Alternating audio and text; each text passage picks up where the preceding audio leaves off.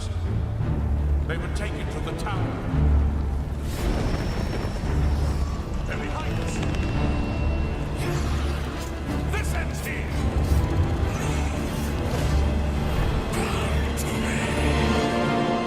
You hold our future in your hands. Take with you my blessings and the hope of the Empire. Find him and close shut the jaws of Oblivion.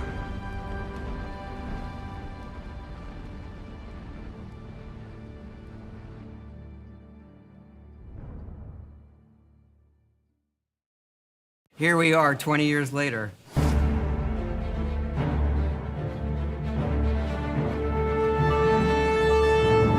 When you think about the Elder Scrolls, to us it goes beyond game franchise.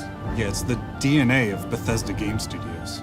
Obviously, we're working on the 6th chapter here, but what's great about the Elder Scrolls is being able to look back at all of the chapters, Skyrim, Oblivion, Morrowind, Daggerfall, Arena, and each of them try to define role-playing games and open-world games for their generation. Fans got so connected with the worlds we've made and these stories we're telling, and it's really amazing. Oblivion was a real defining moment in the series and for how we make games as a studio. I think when it comes to a remaster, we want people to feel the way they did then, but it's still a game of its time. You want to keep those bones in place. You want some of that old charm. Coming back to Oblivion now with this tremendous visual update is absolutely amazing. It's the world I remember, but better. There's so much there, both for the Elder Scrolls world and also this evolution of our games, I think is really, really important for people to take a look back at. Looking back and seeing everything we've accomplished in the past 20 years and working with these people, like, it's really special.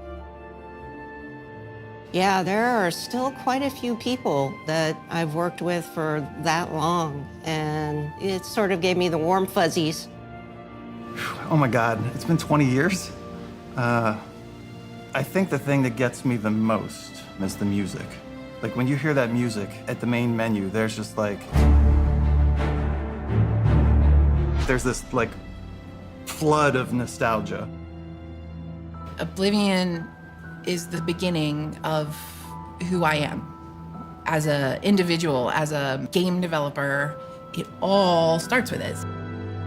I don't even think it took me till release to realize how big this was. People loved it. Like, they loved it.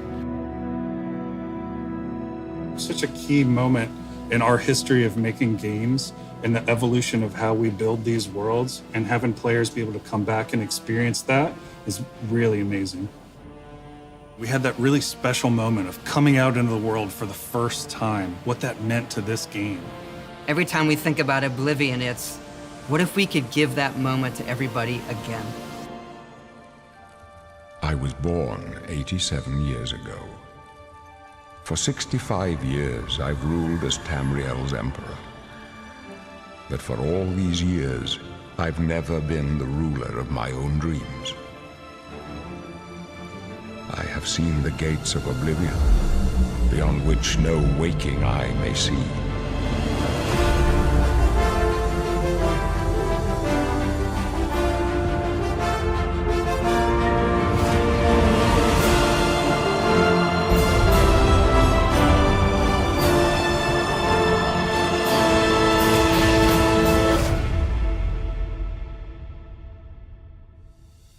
Whether you're reliving these moments or experiencing them for the first time, the world of Oblivion Remastered immediately looks and feels incredible. When we decided to remaster Oblivion, we were really picky about finding the right partner. From the very beginning of this project, we had one rule. We weren't going to do this if we weren't going to be able to do it right. Our partners at Virtuous went above and beyond to bring our vision to life. The care and love they've poured into the Oblivion Remaster has been absolutely breathtaking. Welcome to Paris, and welcome to Virtuous.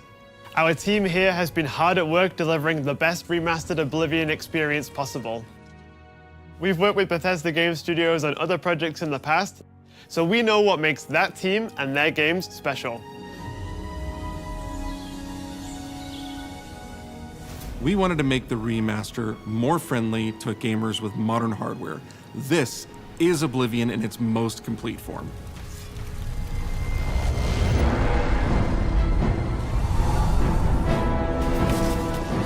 About time someone got here. Huzzah!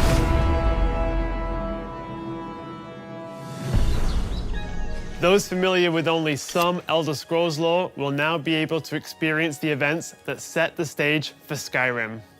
You embark on an epic journey to stop the Mythic Dawn cult. The time of cleansing draws nigh.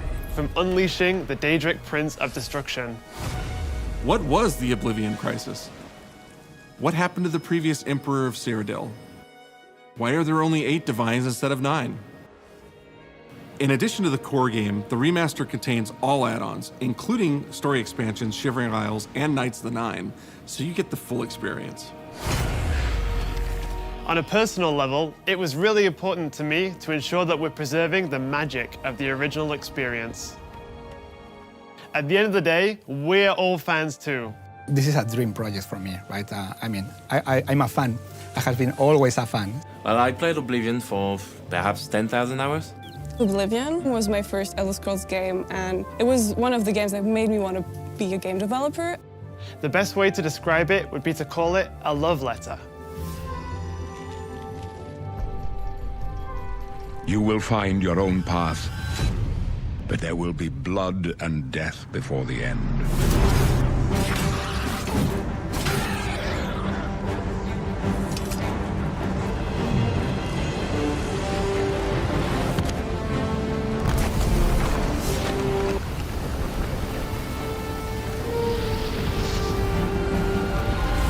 The technology we used to create the original was cutting edge at the time, but tools have come a long way since then.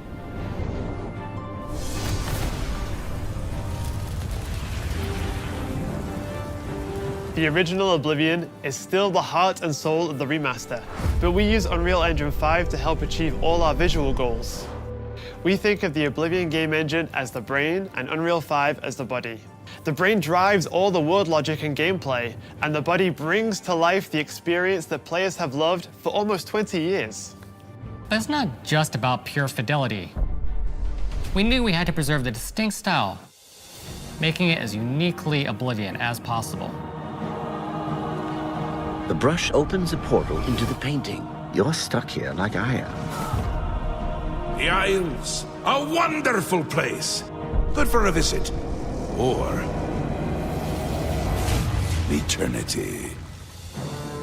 We've leveraged nearly every major feature from the latest version of Unreal 5.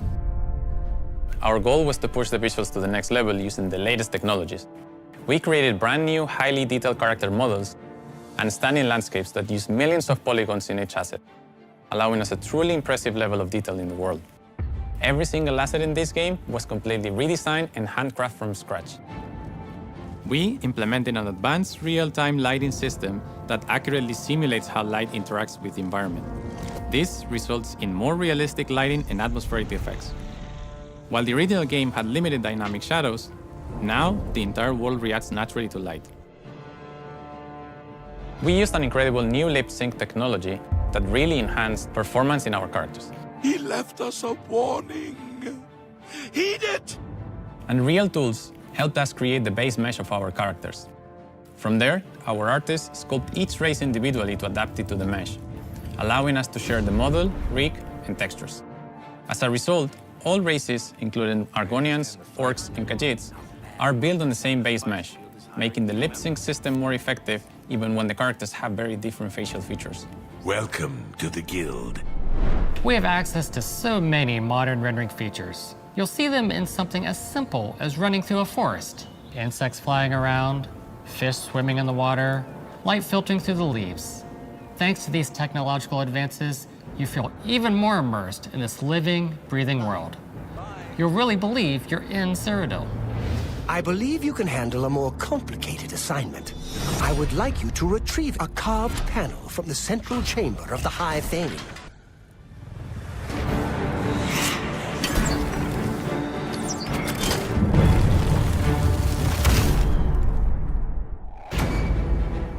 It's not just visuals that we've modernized in the remaster, it's gameplay. It's UI and UX. It's audio. We've updated features and systems across the board. We've changed the approach to leveling, which I think will make a lot of people happy. It's inspired by the leveling systems of both Oblivion and Skyrim, so it's the best of both worlds. We were able to fully recreate the character models, creating a physicality that feels more human. You see that in places like combat animations, where there's a lot more separation between the upper and lower body, and all the animations have more flourish. Combat in the original Oblivion didn't have sound effects, visual effects, or hit reactions. Now you'll get blood splatters, sparks, and controller feedback. We know it's a little thing, but little things add up to make the combat more modern and engaging. There's a proper third-person perspective now. The original had third-person, but there was no crosshair, and we felt the experience could be modernized. One of our goals was to have a third-person view that compared to Starfield in terms of playability. Now, the third-person perspective has all the same control you get from the first-person view. You have my ear, citizen. When Oblivion first launched, Greetings. How goes it? How are you? disk storage limits meant we couldn't have unique voiceovers for all the races. So we've gone back and recorded new lines of dialogue. Each race represented in the game now sounds unique. Can't stand the sight of those creatures. We also made sure to keep in all of the quirkier dialogue. I really like the way they say hello. Sometimes it's so random, and then they just, hi there. Hi there. But it's like so nice and creepy at the same time. Stop! You violated the law. Stop! You violated the law. Stop, criminal scum. Stop right there, criminal scum. Cheese for everyone. Cheese for everyone! We are going to steal one of the Elder Scrolls from the Imperial Palace. You need to find the reading room. The blind priests will deliver a scroll to you there. Do not speak to the priests. They're blindfolded. I've chosen you because you are the best. Good luck.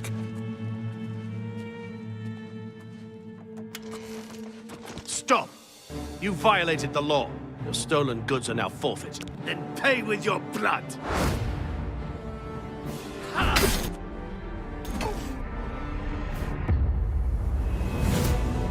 As games have developed over the past 20 years, players have come to expect a certain suite of tools and controls. Like sprinting. Sprinting is an interesting one because it was such a big debate internally among our teams. Some of us were absolute purists, but ultimately, we decided it's 2025 and people are going to want to sprint. In fact, all of the character locomotion has been completely redone from scratch, and that has a huge impact from the very beginning of the game. Every single updated or new feature was implemented with the player in mind. It all comes down to what makes Oblivion, Oblivion. What are those features that just immediately come to mind for players when they think of the game? The mini-games are the mini-games. Those are so iconic to Oblivion. Great! How's it go again? Like lockpicking. You can put a fresh coat of paint on it, but you can't change it too much because it's part of the core experience. Whether you're returning to Cyrodiil or you're a newcomer, I'm going to follow you and watch you and worship the ground you walk on. you will instantly feel at home. It just feels better. We've modernized a lot, but it's still the same incredible adventure and the same carefully handcrafted world. Well, it's about time. Do you know how long we've been waiting?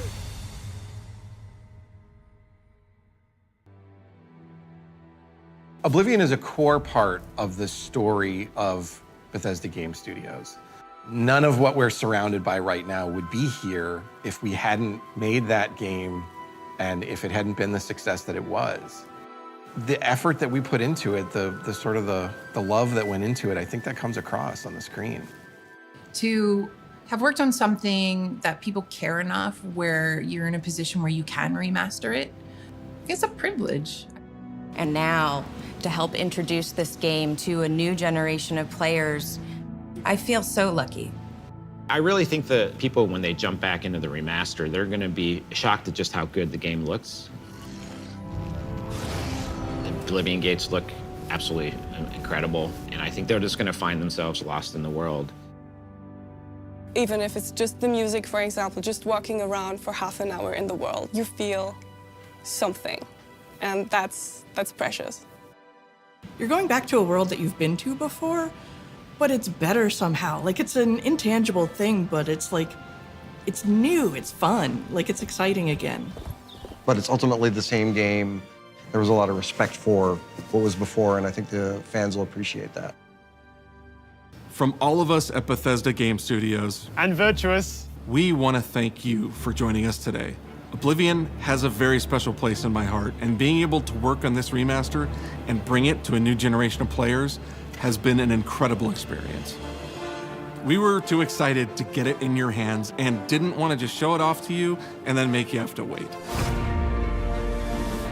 The best part of my job is that I get to be the one to announce that the Oblivion remaster will be available today.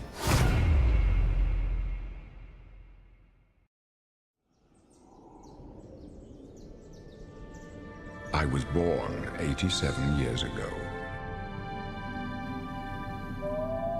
But for all these years, I've never been the ruler of my own dreams.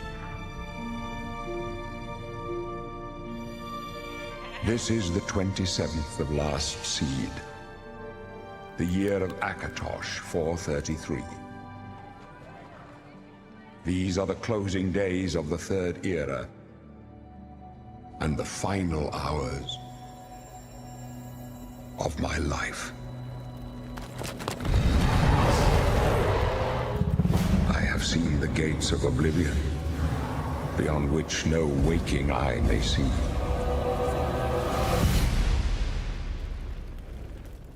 This is only the beginning. Worse is yet to come. Looks clear.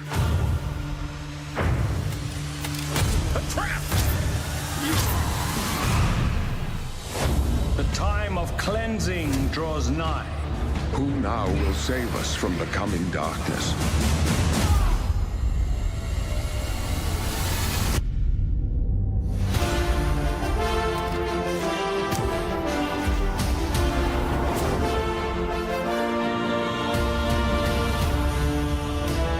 Die! Here you must find your own path. Remember the Emperor!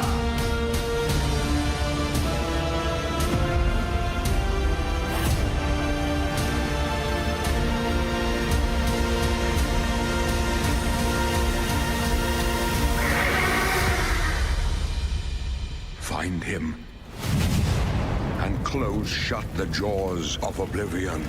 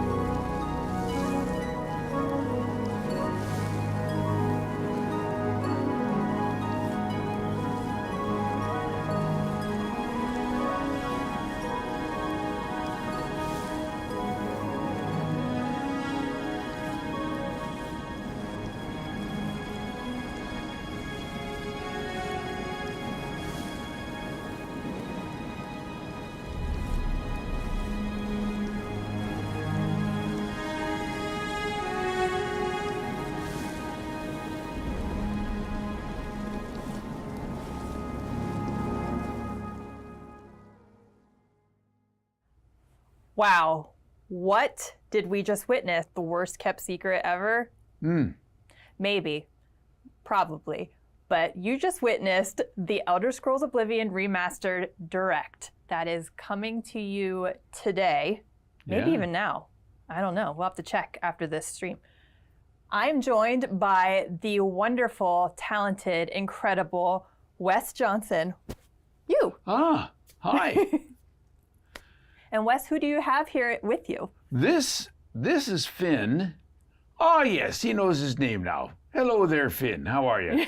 I mean, for the sake of this, we can call him Barbas if you'd like, but he's a sweetie pie and he wanted to get his time, Mr. DeMille.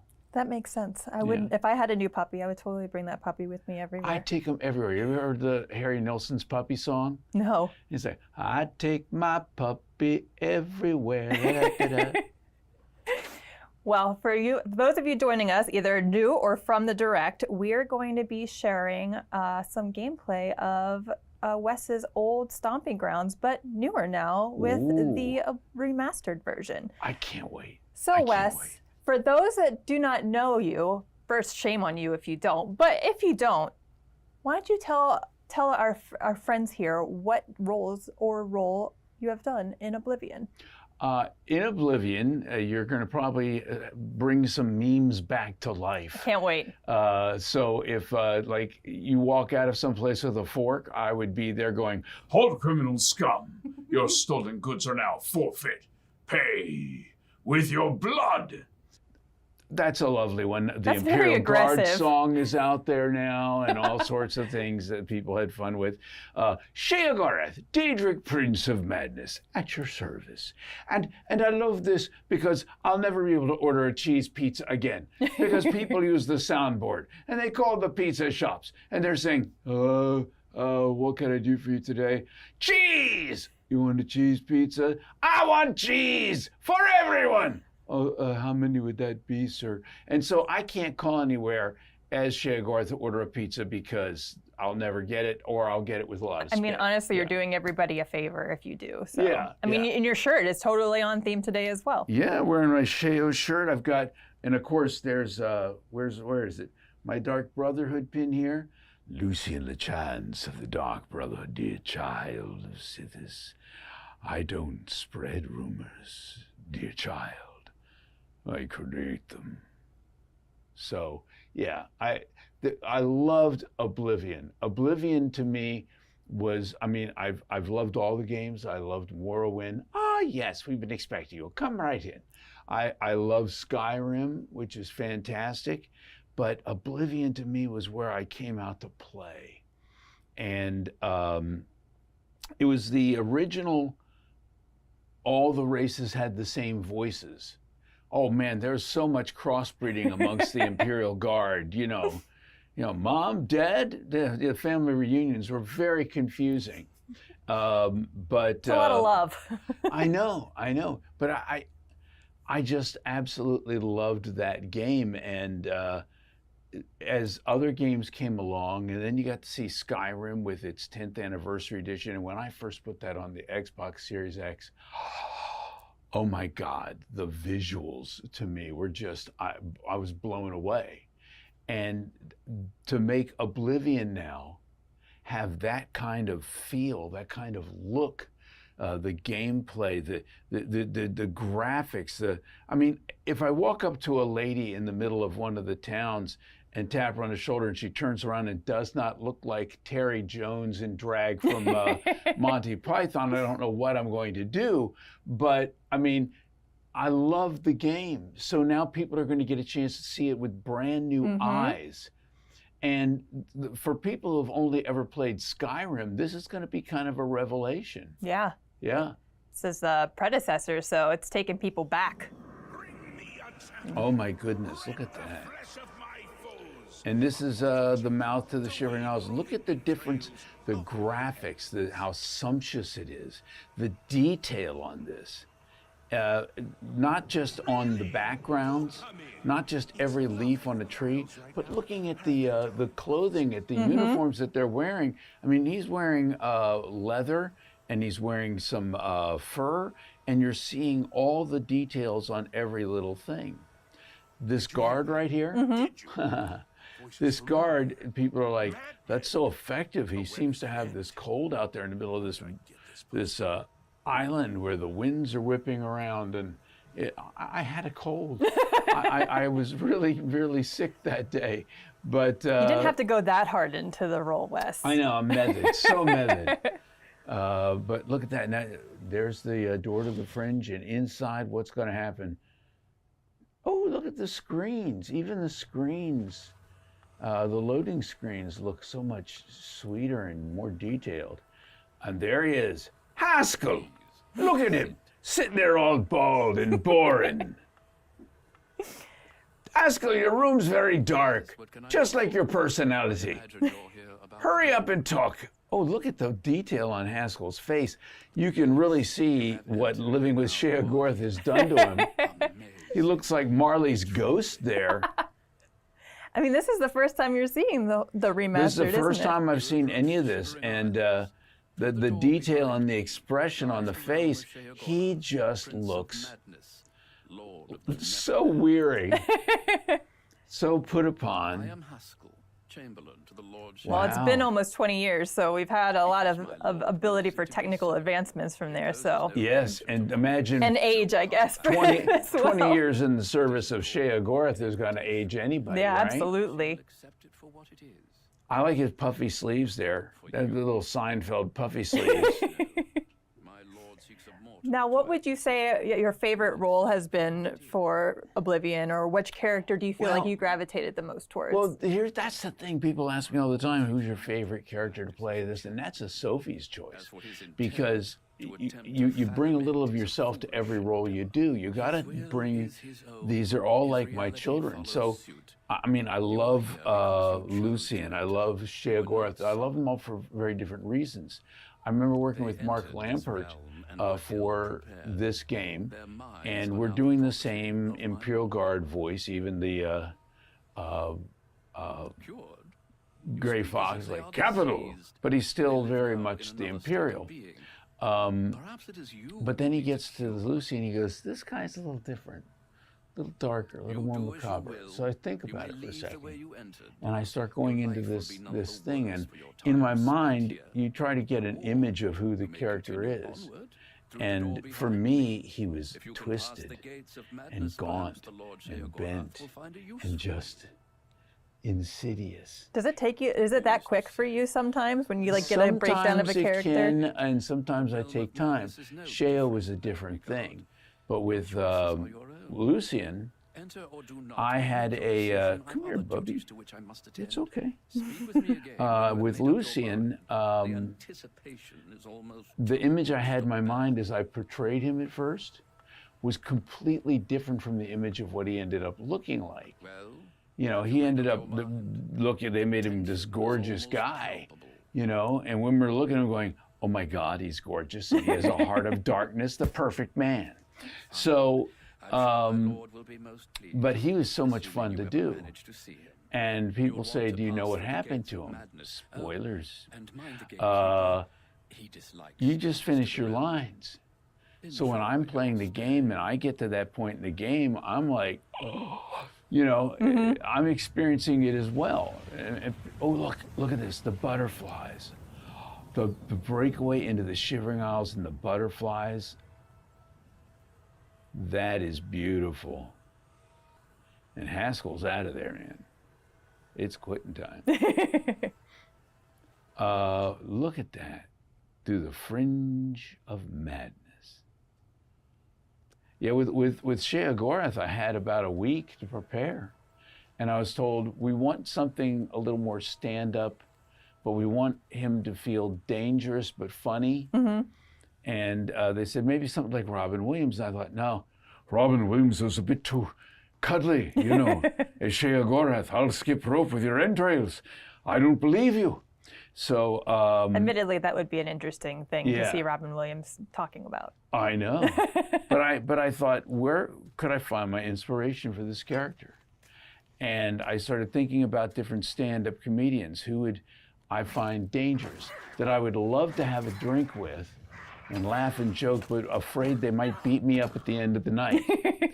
And I came up with Billy Connolly, the Scottish comedian. Oh, yes. But I thought, I can't just do a straight up Billy Connolly. He can be my spirit animal. But it didn't seem, it felt too, he's not Scottish. And I thought, well, I've got this friend who runs the Irish Channel down in DC. His name is Tom Stack. And Tom he's from Cork, Ireland. And so there's this Irish accent. And I thought, what if, because he's got mania and dementia, this character can go between an accent fluidly. Like you think he might be Irish, you think then maybe he's Scottish when he gets more manic. But what happens when he gets deadly serious? There are a few moments where it drops completely. Why? Because everything else is an affectation. He does what he wishes to do. And so, like the brain pie line, where you'll hear all three separate things. And he's like, and he starts wondering what you're like, perhaps brain pie. Perfect! Care to donate? That adds an extra layer of terror to his character, for sure. And you just don't know where he's going to land with some of these things. Whether it's friendly, whether it's deadly, whether it's over the top, whether he's crazy mad. I just had to sit there and let that thing flow back and forth. And I think from what I was told later, Todd was listening to it and they weren't expecting that. And so it threw him off a little at first. And then the more he listened to it, the more he was like, oh, no, I like this. I like this. And that's who Sheo became. And you define the character through multiple games and multiple universes. Yeah, and it's a beautiful thing to be able to, I love more than anything trying to figure out who a character is. And the Rubik's Cube of their personality and the whole thing. And I imagine, though, that though the character is designed by somebody else, that you get to input a lot of your influence and sort of direction on it, even still. Well, you have to bring a sense of life to it. Whereas when someone is writing it, they're bringing their sense of life to it, their experience. But you don't know their experience, but you know the circumstances of the character, and you can build something upon the character, and then, live in that space, become somewhat that character, which is why every one of them become like children of mine. I hope you don't become too much. Oh, no. There are some days.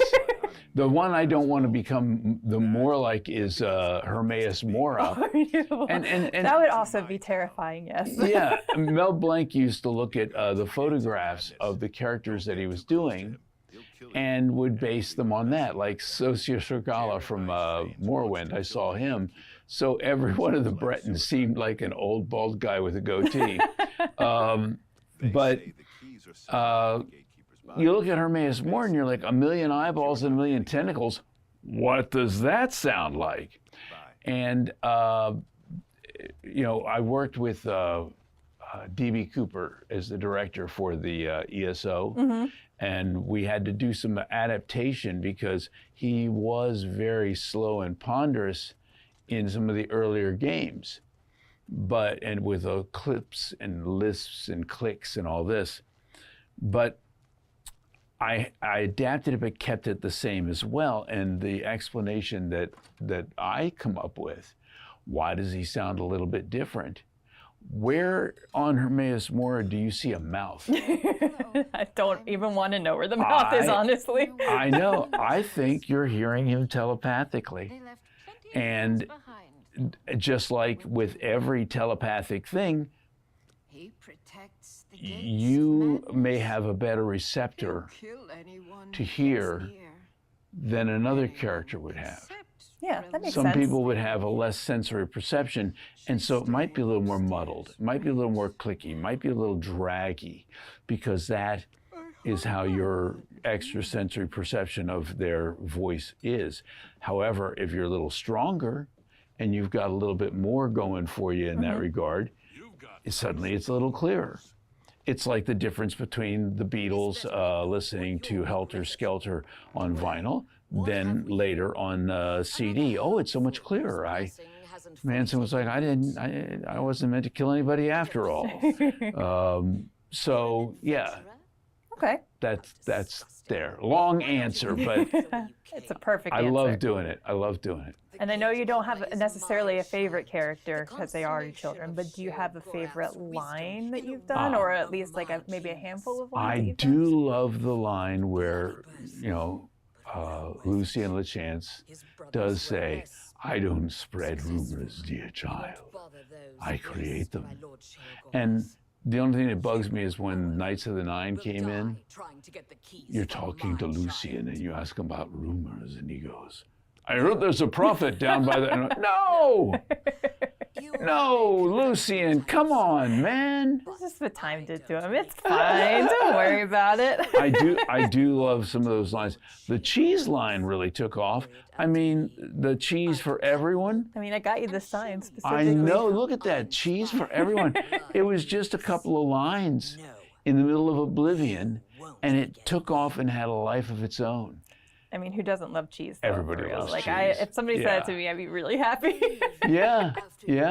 I went to Amsterdam with the ESO crew and went to a cheese shop, bought a bunch of cheese and took a picture out there, and everybody was just like, "Well, there he is in his natural habitat. Cheese." And it wasn't enough for everyone. Sorry. That would have been a lot of cheese. You probably would have made you had to ransack the whole shop. You got to go through customs. It's difficult. Nobody wants to deal with that. Yeah. How much cheese do you think you're going to eat, sir? Enough. Enough cheese. Is there ever enough? There's never enough cheese. No, we're still in the Shivering Isles, right? Mm-hmm. Yeah, I think we're going to traipse around the Shivering Isles for a little while.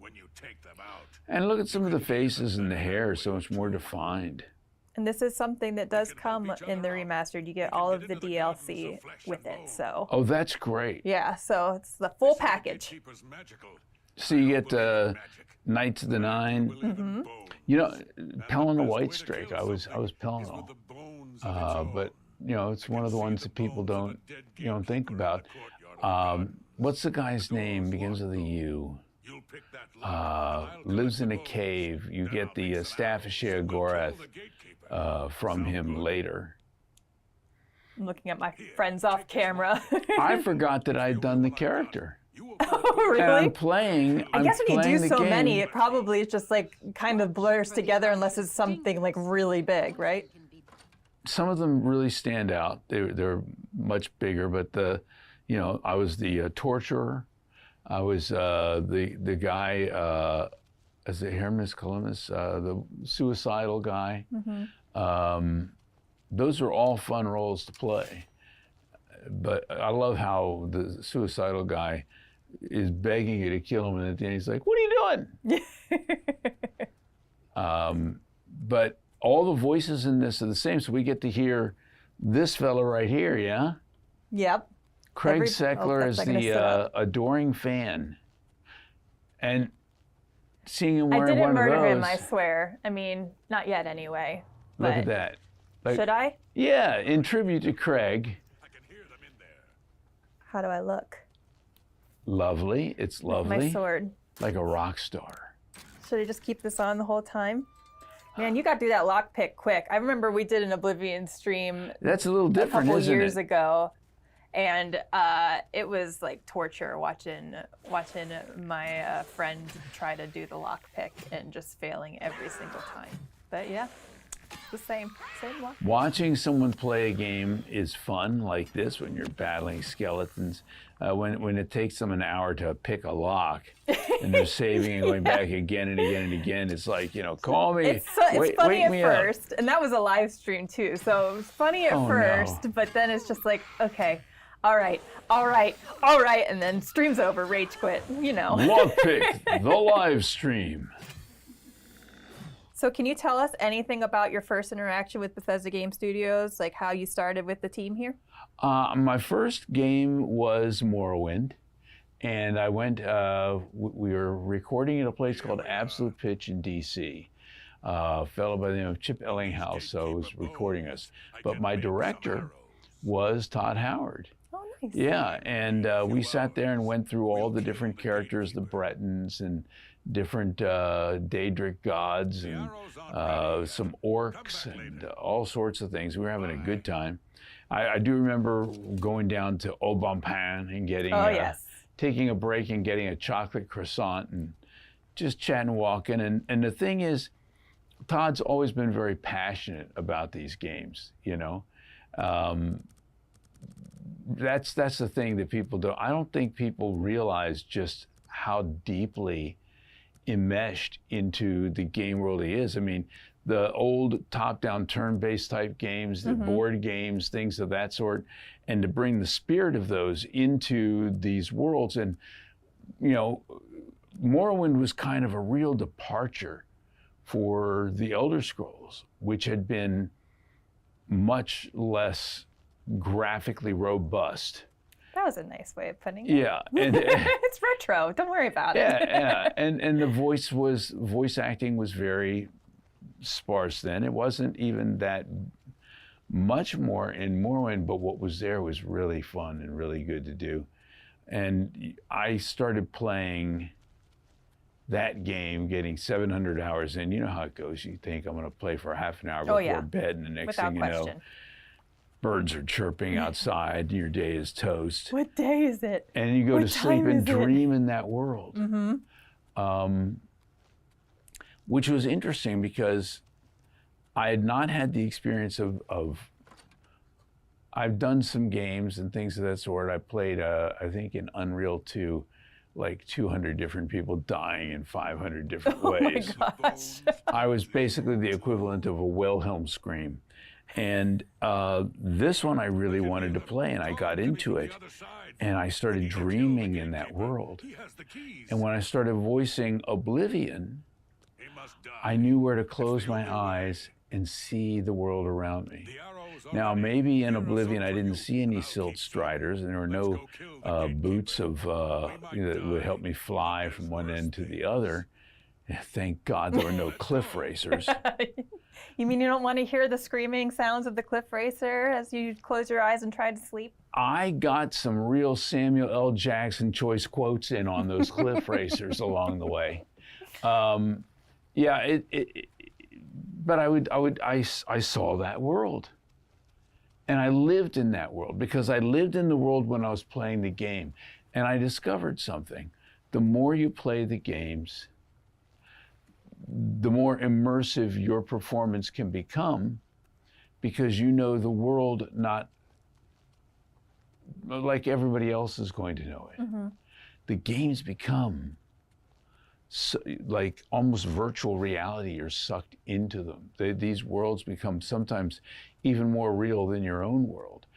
I was able to take, I started working with Mark Lampert. And he was like, with the Imperial Guards, let's go less what you were doing with the Bretons. I want you just to give me, these guys are full of testosterone. And we found the voice that we wanted for that. And so the Imperial Guards are the first ones that I did. But then I started doing some of the other characters around it. I'm really proud that Lucien Lachance was one of the first voices that ever broke through the voice class system in Elder Scrolls. And by the time Shivering Isles came around, we had a bunch of different voices suddenly. It really changed things a lot.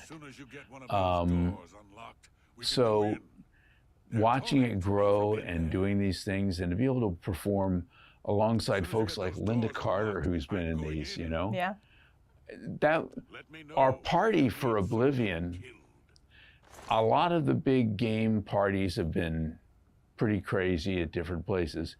Oblivion, in a way, was kind of a lot more sedate, but still was big at the time. We went on like this one cruise ship on the Potomac where they had dinner. And we're all out there and hanging out and eating dinner, going up top, recreating Titanic scenes on the edge of the boat. As you do. As one does, yeah. And it was so fun, and getting a chance to see and talk with Linda Carter, who it turns out is also a huge Washington Capitals fan. Also a win. Yeah, And that, the capital stuff came into play. Because when I started doing the arena announcer, I'd been doing the capitals for about, I guess we started recording this, what, in 2003? So I'd been the arena announcer for about 3 years. And I was learning who I was and doing things. And I asked Mark, how do you want to do the arena announcer? He's like, you know, kind of what you're doing with the Caps, only on steroids, because these are gladiators. I thought, okay. So I brought that oomph. I unleashed From the fury. Yeah. You know, good people of the city of Cyrodiil, welcome to the arena. And I started taking some of that I did with Oblivion and bringing it to the capitals. And the two of them began to merge together until I became sort of over the top with people going, you're not old school, you're not classic, you're just a rebel punk is what you are. I'm like, okay, well, that's fine. So I'm a rebel punk, but I'm out there unleashing fury. I'm a fan with a microphone, and I'm going nuts. And a lot of the development into that started with Oblivion. What's really weird is that I've been doing that now for 25 years for the Capitals. And in that time, as other people retired and left the job, all the people who are out there saying, you're not old school, you're not traditional, started replacing the old school and traditional guys with people who sounded like me and were doing the things I did. So 25 years later, guess what? I'm old school, doing what I did when I was a young punk. So, you know, thank you, Oblivion. Thank you, Mark, for helping change how I do things, you know, and that's the thing. Over this period of time that we've done these games, over this period of time that we've worked with all these different characters, I'm constantly learning and I'm constantly growing and constantly grateful for the opportunity to bring new characters to life, like Johannes Verlaine in The Gold Road, where it was very emotional. It was a very emotional piece, and I was able to, as a parent, everybody has regrets, you know? No matter how good a job you've done, you have regrets. And I channeled that into this character who died and left things unsaid and undone with his son, and is given a chance through, you know, the magic of this world and Hermaeus and all sorts of things, to be able to come back and try to make amends. And it was hugely emotional for me. Especially because you say you put so much of yourself into the characters you're doing. Yeah.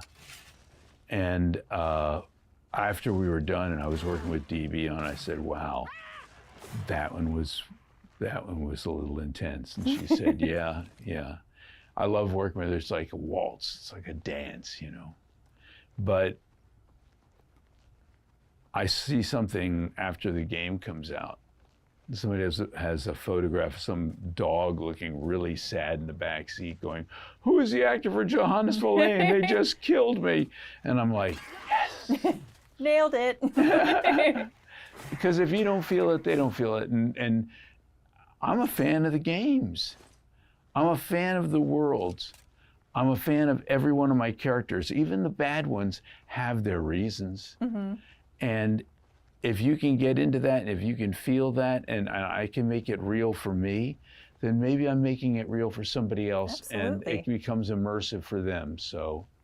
Would say without question. Yeah. Well, speaking to that point, what do you hope that players experience or feel from the characters that you portrayed in Oblivion? Who may be experiencing it for the first time, or maybe they're returning to it and having played the previous version of Oblivion. I think that it makes me very happy that these characters are going to get a second chance. The Imperial Guards, you know, even in the strength of. I once took an arrow to the knee, you know. Even with that coming around, people still remember the Imperial Guards of Oblivion. Oh, yeah. You know?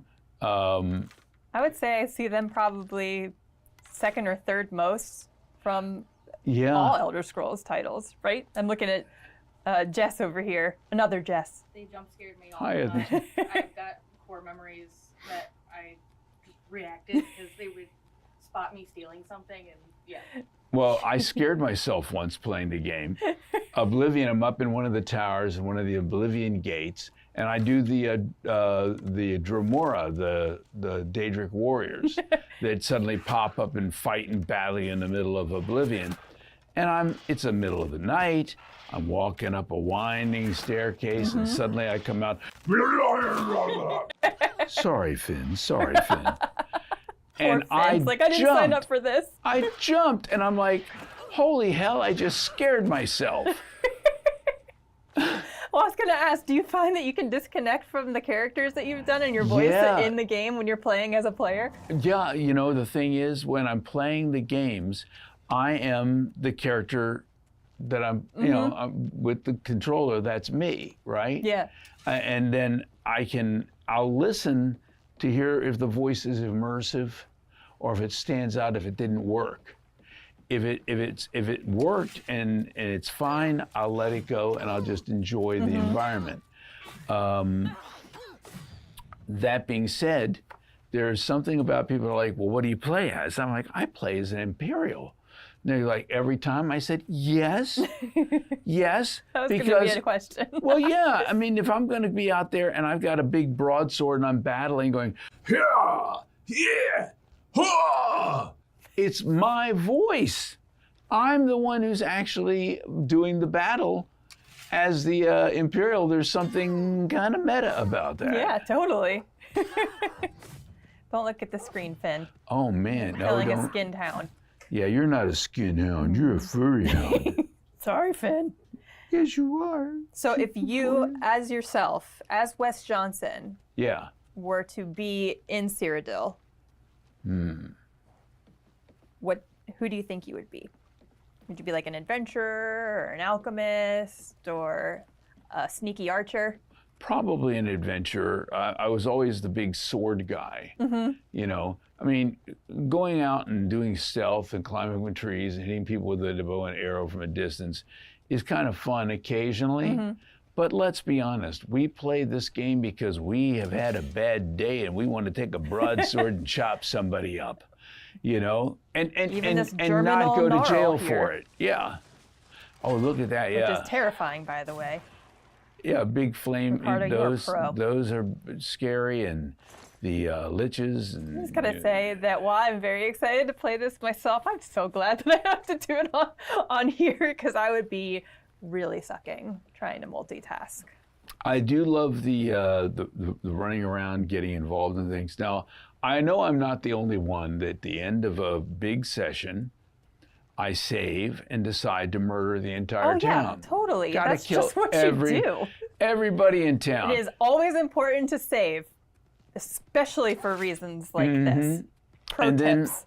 Then you come back after you've murdered pretty much everybody, and you go back to that original save. Don't they somewhat be like, I'm feeling a little uneasy in your head suddenly. What your character was doing, and then it goes back and snaps back into reality. I think all the Dark Brotherhood quests are so cool. The party is a very good one, where you have to go around the party and knock a bunch of people off, and they don't know it's you. I mean, who's not had that experience? The amount of diversity and range in the types of quests that are in Oblivion and stories that you hear are definitely exciting, and you can't wait for people to experience those or re-experience them. So when you played Oblivion initially, what stuck out for you? Just, I mean, the vastness of the world, like how expansive it was and how beautiful it was. I'm one of those people that plays where there's a quest marker. I'm just going to go in the other direction. I like, oh, what's over here? Oh, what's over here? And just the amount of surprise and gifts that keep on giving in terms of the world building of Oblivion just was like, it blew my mind. I started with Fallout 3 for Bethesda Game Studios titles. Yeah. So I was like not expecting to, I mean, I knew it wasn't Fallout, but I was not expecting to jump in and be like, oh, this is like completely vibrant and different and exciting. So I just loved that. And From the amount of very beginning, you customization, feel too. pretty guilty about what goes down. I Yeah. personally feel I owe an apology to Patrick Stewart. I've been How could we? I've been in a couple of games with Patrick Stewart and haven't met him once. Got this close at Oh, Sutton man. Place Gourmet in D.C. Someone's like, Patrick Stewart's downstairs ordering a sandwich. I'm like, Patrick Stewart eats sandwiches. We have that in common. I eat sandwiches. And by the time I got down there, they'd this place that is notoriously slow at putting out sandwiches got his lickety split and he was gone. Oh man, I can imagine. Yeah. Here you go, Wes. Oh my The goodness, grand look reveal. at that. Oh, well, look at the hair. It looks like I've been using a little Grecian formula. So what do you think now, almost 20 years later, seeing this take on Sheo? I've always loved this Sheo. I've loved this outfit. He looks a little bored. I think he's just not mad enough yet. He'll get there. Oh, there I saw. Oh, let's see the expression changing slightly. I love the hand tap. Yeah. But I think he looks a little bit more like me. Here I've been mantling him all Definitely. along, and now he's mantling the old me. Definitely the facial hair. You need to get in on like the golden eyes, though. Well, I have those contacts for when I go out to cons and things of that sort. After about an hour, they feel like little clay pigeons on my eyeballs. I can imagine them probably not very comfortable. But they're great for staring contests. People don't want to continue to look you in the eye. Oh yeah, I can imagine it's just like darting away, and it's like I can see you Yeah. now looking at me right in the eye. Yeah. What advice do you have for anybody that would potentially want to get into voice acting or pursue a career in voice acting? I would say first things first, get yourself a recorder, whether it's a handheld recorder, something, we have them all on our phones now. You can build yourself a studio pretty quickly and easily, but you got to work on the dead sound. But just the handheld recorder, get some dialogue and start reading this dialogue. And when I say read, I don't mean read, because it sounds like you're reading, you've taken somebody out of it. Right. If it sounds like you're acting, you take somebody out of it. I need you to just become. Look at those lines and remember that your job is not just to read what's on the paper. It's to bring it to life. And voice acting also includes breathing, sighing, laughing. Make it natural. Bring emotion to it. Try different things. I do a class through a theater lab of teaching video game voice acting. And that's one of the things I work with people on, is you listen to this stuff, you record this stuff, and let it sit for 2 days. Because when you're recording or you're in the moment, ideally, you're 100% in character and you're not thinking about all these things. If you give yourself 2 days distance, you can listen to it a little more objectively. Yeah. And then you say to yourself, that's when your director comes in, or your technical director. Never while you're performing. But when you're listening back to it 2 days later and you go, okay, I could have done this, could have done that. Because you're not just training your voice, you're training your ear. And that's hugely important. In anything, to succeed at something, you got to do it. And so I tell people in my class, this is their homework assignment every week, and they get something, or they get little lines and things of that sort to work on, and we discuss it, and what did they hear, what are they doing, and I don't ever listen to it. I want them to listen to it, and then we discuss what they've done. Because when that 6-week course is over, whose counselor are they going to be leaning on? Their own. Right. And you want to, the people who were not really serious about it, stop. Yeah. The people who were serious about it, continue to do those recordings, continue to do something, knowing that every time you go out for an audition, you look at places like on Reddit, they have Casting Call Club, where you can go in and maybe get yourself a job doing mods. And, it's important. First of all, if you do a mod and you do it well, you're going to have stuff that you can use in your demo. Right. Also, these people are up-and-comers in the industry. And word of mouth is very important. So if you can start on a ground level with somebody who's starting out and they begin to know you and trust you, and you grow and learn together, that's the best. So I would say, if you want to do it, do it. And make that part of your job is going out there and looking for auditions. You can look on Backstage. You can look at Actors Access. If you're in the DC area, there's a thing called DragonutConnects.com that shows free auditions. And then you go to Casting Call Club online. If you do take my course, we have a Discord group, and it's just full of my alumni, and they all share. I'm sure everybody is really helpful. And they help each other with their experiences. And that's the thing. Work with people who are working, not with people who are like, oh, I could do it if I wanted to. Everybody thinks if I really wanted to, I'd be better than anybody else. Have you been doing anything about it? No, but someone will offer me a job eventually. Now you got to chase everything down. You got to do it because you love it. That's it. Nobody's getting rich doing this, but you have to love it. Yeah.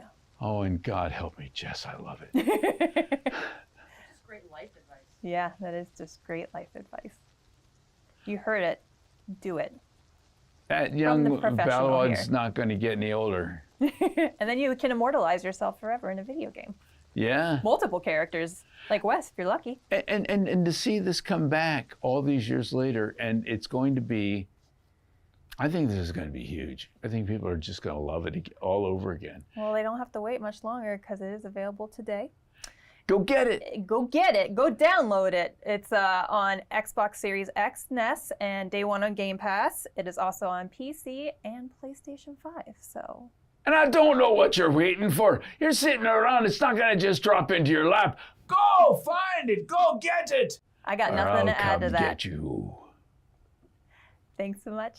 Thank you so much, Wes. And Finn. Finn? You're an excellent co-host, Finn. Finn, say bye-bye to all the peoples. Bye.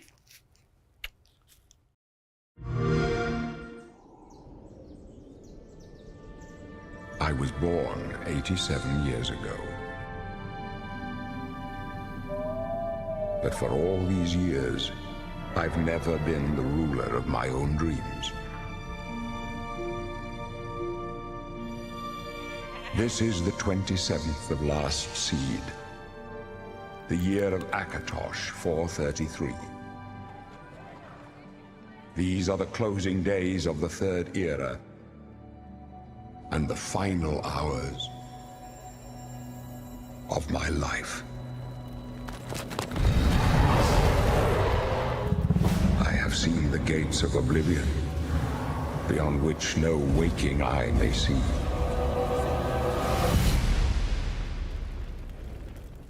This is only the beginning.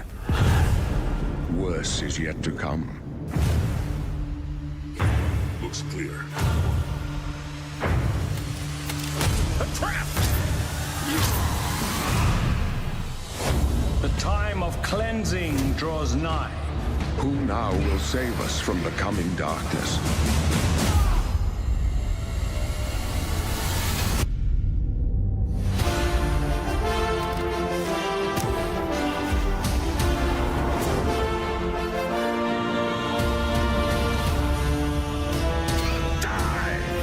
Here you must find your own path. Remember the Emperor!